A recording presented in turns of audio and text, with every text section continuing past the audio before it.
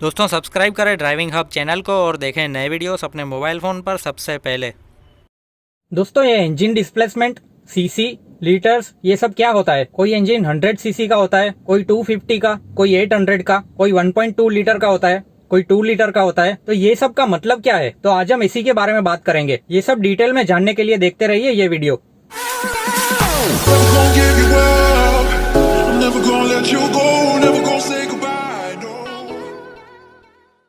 दोस्तों सबसे पहले तो इंजन के बारे में बेसिक नॉलेज आपको होना जरूरी है। तो इंजन के बारे में मैंने डिटेल वीडियो बनाया हुआ है जो कि आप ऊपर दिए गए आई बटन पर क्लिक करके देख सकते हैं। पर आपको शॉर्ट में बता देता हूँ। इंजन में एक सिलेंडर होता है जहाँ पर एयर और फ्यूल का मिक्सचर होता है और वो बर्न होता है और उसकी वजह से जो एनर्जी प्रोड्यूस होती है वही क्रैंकशाफ्ट को पावर देती है और इसी की वजह से हमारी गाड़ी आगे चल पाती है। दोस्तों इंजन का जो सिलेंडर होता है वो कुछ इस तरीके का होता है। इसमें ऊपर की साइड वाल्व होता है जहाँ से एयर और फ्यूल का मिक्सचर अंदर आता है और इसी के अंदर पिस्टन होता है जो की ऊपर से नीचे, नीचे से ऊपर इस तरीके से मूव होता है।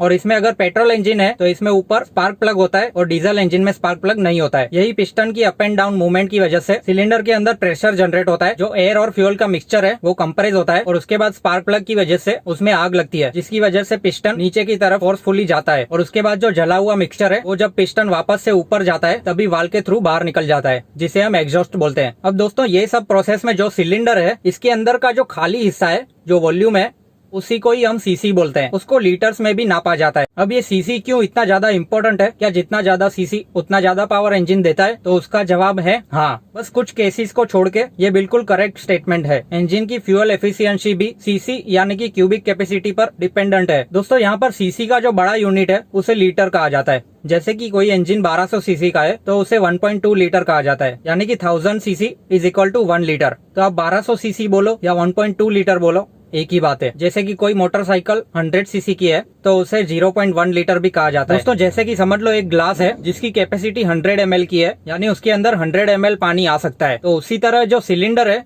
उसकी कैपेसिटी सीसी में मेजर होती है, यानी कि सिलेंडर के अंदर जो खाली जगह होती है जहाँ पर पिस्टन ऊपर नीचे मूव हो सकता है उससे सीसी में मेजर किया जाता है। और उसी खाली जगह में फ्यूल एयर का मिक्सचर होता है, वो बर्न होता है, पिस्टन अप एंड डाउन होता है, ये सारी प्रोसेस होती है। अब दोस्तों जितना बड़ा सिलेंडर होता है उतनी ज्यादा क्वांटिटी में फ्यूल और एयर का मिक्सचर होता है, क्योंकि सिलेंडर के अंदर जगह ज्यादा होती है और ज्यादा अमाउंट में फ्यूल एयर मिक्सचर एक ही टाइम पर बर्न होगा तो पावर भी उतना ज्यादा मिलेगा। और इसी वजह से जितना ज्यादा सीसी उतना ज्यादा पावर, उतना ज्यादा टॉर्क। पर इसकी वजह से इंजन की फ्यूल इकोनॉमी कम हो जाती है और उसी जगह पे जितना कम सीसी का इंजन उतनी ज्यादा फ्यूल इकोनॉमी होती है। अब अगर किसी इंजन में सिलेंडर छोटा है पर नंबर ऑफ सिलेंडर ज्यादा है, यानी कि सिंगल सिलेंडर की जगह पर 2 सिलेंडर है या 3 सिलेंडर है, तो भी उसकी पावर ज्यादा हो जाएगी और फ्यूल इकोनॉमी कम हो जाएगी। जैसे कि 100 सीसी के 3 सिलेंडर है तो उसकी टोटल कैपेसिटी हो जाएगी 300 सीसी। अब दोस्तों कोई इंजन 2 लीटर का है और उसमें 4 सिलेंडर है तो हर एक सिलेंडर 500 सीसी का होगा और उसके अंदर अगर 16 वी लिखा है तो उसका मतलब है उसके अंदर 16 वाल्व है, यानी कि पर सिलेंडर 4 वाल्व है। तो टोटल हो गए 16 वाल्व, जहाँ से सिलेंडर के अंदर एयर फ्यूल का मिक्सचर अंदर आता है और एग्जॉस्ट बाहर निकलता है। दोस्तों ज्यादा सीसी यानी ज्यादा पावर, ये बात तो समझ में आ गई। पर आजकल ऐसे इंजन आ रहे हैं जिनका सीसी कम है, कैपेसिटी कम है,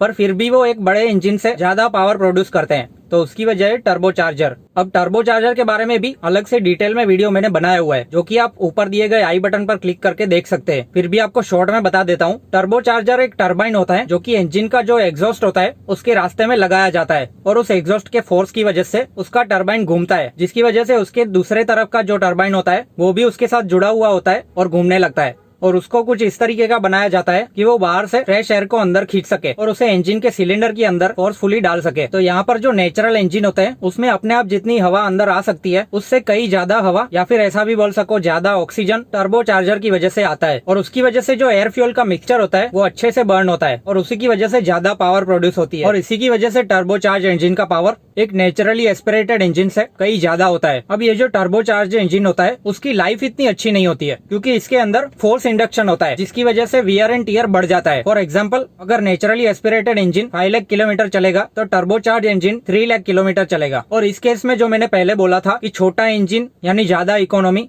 तो ये बात भी यहाँ पर लागू नहीं होगी क्योंकि ज्यादा एयर इंजन के अंदर जाने से वो ज्यादा फ्यूल को बर्न करेगा और अच्छे से बर्न करेगा, जिसकी वजह से फ्यूल इकोनॉमी कम होगी और पावर ज्यादा मिलेगा। ये सब इंजन को कौन सा ऑब्जेक्टिव रख के बनाया गया है उसके ऊपर डिपेंड करता है, यानी कि उस गाड़ी के इंजन से क्या उम्मीद है, उसमें ज्यादा इकोनॉमी मिलनी चाहिए, ज्यादा पावर मिलना चाहिए, यानी कि आउटपुट क्या चाहिए, उसके ऊपर टोटली डिपेंडेंट है। तो दोस्तों उम्मीद करता हूँ आपको इंजन डिस्प्लेसमेंट, सीसी, लीटर्स, ये सब के बारे में ब्रीफ नॉलेज मिल गया होगा और आपको सब अच्छे से समझ में आ गया होगा। अगर आपके कोई भी क्वेश्चंस है तो मुझे कमेंट बॉक्स में जरूर पूछें। दोस्तों अभी से मैं Q&A वीडियोस भी बनाने वाला हूं, तो एक एक करके आपके सारे क्वेश्चंस के आंसर वीडियोस के माध्यम से दूंगा। तो दोस्तों उम्मीद करता हूं आपको वीडियो अच्छा लगा होगा। अगर अच्छा लगा हो तो उसे लाइक करें, शेयर करें और हमारे चैनल ड्राइविंग हब को सब्सक्राइब करना बिल्कुल ना भूलें। तो फिर मिलेंगे अगले वीडियो में, तब तक के लिए गुड बाय।